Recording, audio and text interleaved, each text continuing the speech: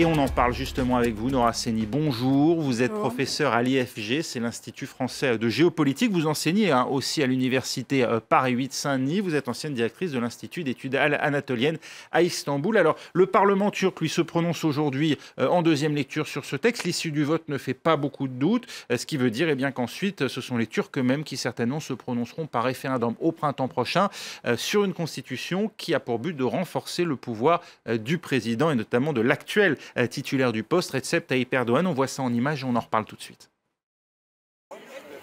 Debout contre la nouvelle constitution, c'est la nouvelle campagne lancée par l'opposition laïque en Turquie. Le parti fondé par Atatürk s'oppose catégoriquement à un changement de régime. Même si le Parlement adopte ces amendements, nous resterons dans la rue, car c'est beaucoup plus sérieux qu'un problème qui se limite à la personnalité d'Erdogan. Fatih est l'un des quartiers les plus conservateurs d'Istanbul. Dans ce bastion de l'AKP, le soutien à l'homme fort du pays reste inconditionnel. Passer à un régime présidentiel serait salutaire pour notre pays, car les Turcs sont un peuple qui a besoin d'être dirigé par un leader. Un projet que les députés devraient adopter en deuxième lecture d'ici la fin de la semaine. Le nouveau texte sera ensuite soumis à référendum au mois d'avril, mais au sein de la population, beaucoup admettent ne pas saisir la portée de ce changement. Je ne sais pas si c'est bien ou non. Je n'y comprends rien. Pour qu'un citoyen ordinaire puisse s'exprimer en faveur ou contre une nouvelle constitution, il faudrait d'abord lui offrir les moyens de s'armer de connaissances. Pour ce vendeur ambulant, il s'agit de défendre la démocratie. Je pense qu'on n'a pas besoin de ça. Notre régime parlementaire est très bien comme il est. Ce serait dangereux de concentrer tous les pouvoirs entre les mains d'un seul homme. Pour l'heure, les sondages promettent une victoire du oui, ce qui permettrait à Erdogan de rester au pouvoir jusqu'en 2028. On en parle donc avec vous, Nora Seni. Cette constitution, on le voit bien, elle modifie effectivement d'abord les rôles des principaux personnages de l'État, puisque le poste de Premier ministre disparaît, l'essentiel de ses pouvoirs étant désormais concerté, contrôlé par le président, qui se retrouve donc avec le pouvoir de gouverner et non plus seulement de présider le pays. C'est une nuance importante. Mais il y a aussi l'indépendance des tribunaux, qui demain ne serait plus garantie. Non, le président aura le droit de nommer les membres, donc les juges, et surtout les 12 des 15 juges de la Cour constitutionnelle, qui était une espèce de recours d'opposition éventuelle. Donc ça va disparaître, puisque c'est lui qui mais en fait, il y a une volonté claire de mainmise sur la justice, c'est ce que dit ce texte. C'est un euphémisme. Oui. Ça serait un euphémisme. Il y a une détermination à supprimer tous les contre-pouvoirs dans la société. Tous, visiblement tous, puisque une grande partie de la presse est déjà muselée par différents types de processus. Il y a l'état de droit est totalement ignoré. Et avec cette constitution-là, ce sera le dernier clou du cercueil de la démocratie, on peut dire ça. Je crois que c'est une estocade. Oui. Il y a aussi la possibilité pour Recep Tayyip Erdogan de continue à se présenter aux élections jusqu'en 2029, puisque la nouvelle constitution remettrait à zéro, d'une certaine manière, la limite qu'autorise aujourd'hui l'actuelle constitution, l'actuel texte constitutionnel. Dans la mesure où la démocratie fonctionne très mal, ne fonctionne plus du tout, que l'opposition n'a pas tellement le moyen de s'exprimer, on peut en effet penser que l'intox, d'une certaine façon, des partisans de Erdogan va pouvoir continuer sans contre... Il n'y a pas de contre-feu allumé dont une partie de la population puisse être informée. Il y a quand même le Parlement qui conserve son pouvoir de faire la loi et de contrôler surtout l'exécutif. Vous voyez bien comment le Parlement fonctionne aujourd'hui. La Chambre des députés est à... vous avez 4 partis en présence. Une partie la plus improbable des mouvements, le plus improbable des mouvements d'opposition est associé aujourd'hui à la fabrication de cette nouvelle constitution. C'est le MHP. Le MHP était traditionnellement un parti extrêmement méfiant des formations politiques à base religieuse, si vous voulez.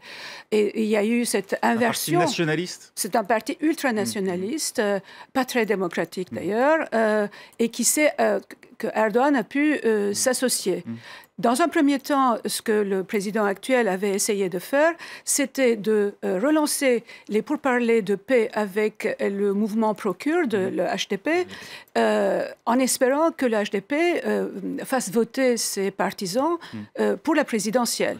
Alors que ça ne s'est pas du tout produit. Le HDP s'est exprimé de façon tout à fait spectaculaire et comme ça dans une espèce de mise en scène en disant nous n'allons pas faire de en s'adressant au président de la République, nous n'allons pas faire de toi un président d'une présidentielle, d'un régime présidentiel. Et il a répété comme ça 3 fois. Et aujourd'hui, les principaux dirigeants du parti pro-kurde HDP sont en prison. D'ailleurs, hier, le ministère public réclamait une peine de plus d'une centaine d'années de prison, enfin une peine vraiment d'une... 42 ans pour Demirtas et plus encore pour le co-directeur. C'était ma réponse d'ailleurs à votre question, que la Chambre des députés fonctionne. Ben non, pas vraiment. Sous pression, sous pression politique. Le HDP a décidé de ne pas s'associer au débat même sur la Constitution, puisqu'il considère que c'est une mascarade. Aujourd'hui, que pensent les Turcs eux-mêmes jusqu'à présent? Ils ont toujours voté pour l'AKP, le parti d'Erdogan, majoritairement. C'est ce qui explique la situation actuelle. À plusieurs reprises, Recep Tayyip Erdogan voulait une majorité qui lui permette de réformer, d'imposer cette constitution. Ça n'a pas été possible. Lorsqu'il a dissous, il a obtenu du pays à chaque fois une majorité à sa main. Alors, c'est pas tout à fait ça. C'est-à-dire qu'il y a une majorité absolue depuis assez longtemps. Cette majorité absolue, ils l'ont perdue quand même. Les membres de l'AKP l'ont perdue en juin 2015. Et c'est après cette perte qu'il y a eu toute cette flambée de violence qui a servi la cause finalement de Erdogan, puisqu'il se présente en présidentiel du coup, et ce qui marche très bien. C'est après donc que... Alors il y a un noyau de 42% à peu près qui vote, quelles que soient les circonstances, qui votent pour l'AKP. Mais au-delà, ça fluctue quand même. Et puis, la majorité est à quelques pourcentages près. Il y a quand même 50% de la population qui ne vote pas Erdogan. Oui, mais qui se divise entre les autres partis qui ne sont pas forcément d'accord entre eux. Qui n'est pas du tout active, on peut dire ce qu'on veut. Mais il y a 50% de la population qui n'est pas, qui est laïque, par exemple, qui est de tradition, avec un mode de vie à l'occidental, et qui est aujourd'hui... mis en cause par cette autre population. C'est le coup d'État avorté de l'été dernier qui a permis au président Erdogan de pousser son projet de constitution. Oui, enfin, d'une certaine façon, ça lui a facilité la chose, mais c'est la dernière étape d'un processus qui a commencé bien avant le coup d'État, d'un processus de dissolution de l'État de droit, je dirais. Erdogan n'a jamais été très à l'aise avec la séparation des pouvoirs. Et il l'a déjà d'ailleurs dit de façon presque naïve, ou alors parce que tout était permis, devant ses électeurs, en disant « Nous ferions bien plus pour vous ». Il l'a dit dans une inauguration d'un hôpital à Konya. « Nous ferions encore plus pour vous si nous n'avions pas cette limitation que nous oppose la séparation des pouvoirs ».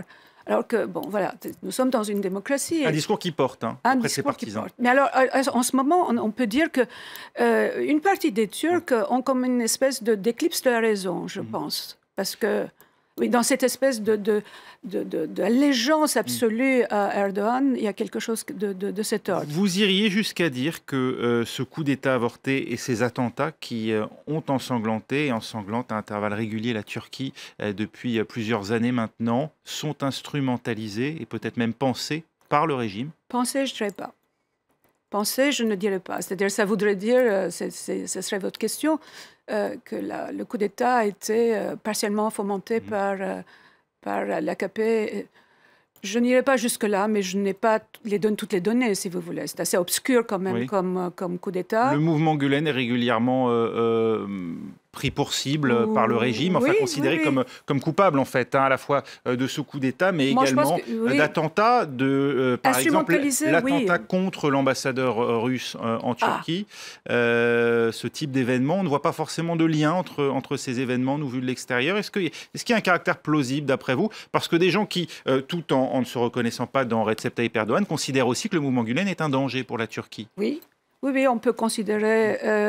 c'est-à-dire, il y a une infiltration de l'État, des mécanismes de l'État, des institutions de l'État, mais avec l'assentiment absolu de l'AKP. Ça s'est fait avec l'assentiment absolu de l'AKP.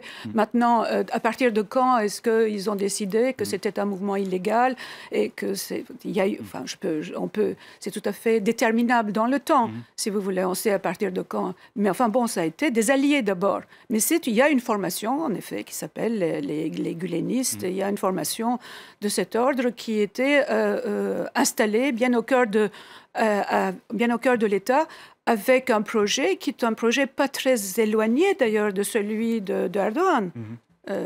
Voilà.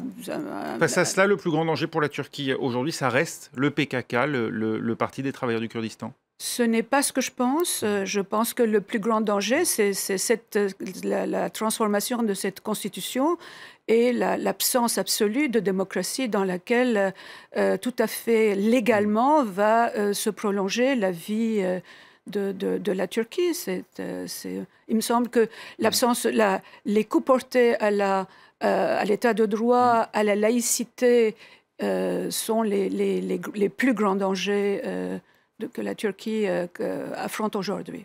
Merci beaucoup Nora Cheni d'avoir été notre invitée. Restez avec nous. Voilà pour la situation donc, en Turquie avec les députés qui continuent de voter pour cette constitution.